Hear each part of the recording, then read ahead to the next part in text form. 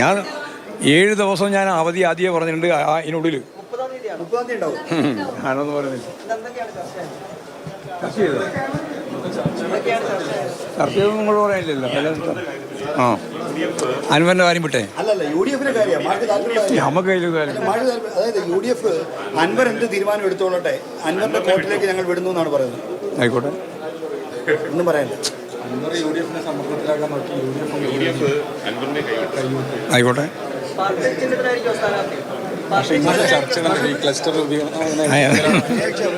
ഇതാ കണ്ടില്ലേ, പാർട്ടി സംസ്ഥാന സെക്രട്ടറി സസ്പെൻസ് വിട്ടില്ല. പാർട്ടി ചിഹ്നത്തിൽ മത്സരിക്കണോ സ്വതന്ത്രർ മത്സരിക്കണോ 2 അഭിപ്രായം നിലവിലുണ്ട്. പാർട്ടി ചിഹ്നത്തിലാണ് മത്സരിക്കുന്നതെങ്കിൽ M സ്വരാജുണ്ട്, സംസ്ഥാന സെക്രട്ടേറിയറ്റ് അംഗം, മലപ്പുറം സ്വദേശി, SFI DYFI ചരിത്രം, അങ്ങനെ എല്ലാമുണ്ട്. എന്നാൽ അത്രയും കനപ്പെട്ട പാർട്ടി നേതാവ് വേണ്ട എന്നാണെങ്കിൽ അപ്പോഴാണ് മാട്ടുമ്മൽ സലീമിനെ പരിഗണിക്കാമെന്ന നിർദ്ദേശം വന്നത്.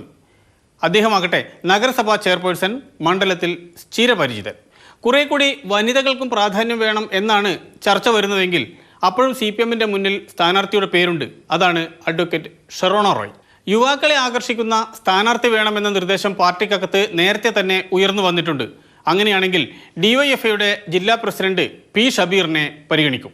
ഇതൊന്നുമല്ല, പൂർണ്ണ സ്വതന്ത്രൻ മത്സരിക്കട്ടെ എന്നാണെങ്കിൽ അപ്പോൾ ഉയർന്ന പേരാണ് ഫുട്ബോൾ താരം U ഷറഫലിയുടേത്.